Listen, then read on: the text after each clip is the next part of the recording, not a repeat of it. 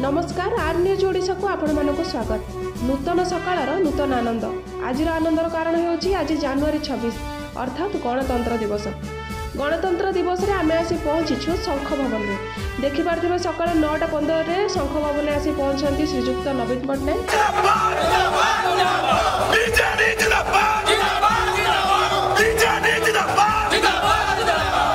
76तम गणतंत्र दिवस को धूमधाम सहित पालन करने को आगे आसछंती ओडिशार पूर्वतन मुख्यमंत्री श्रीजुक्त नवीन पटनायक।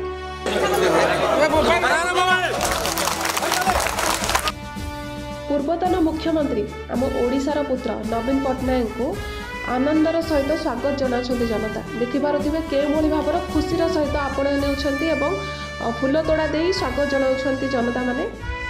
स्वाधीन देश भारत में अति आनंद एवं उल्लासितर मुहूर्त आम राज्य ओडिशावासी अनेक आनंदर सहित पालन कर गणतंत्र दिवस को।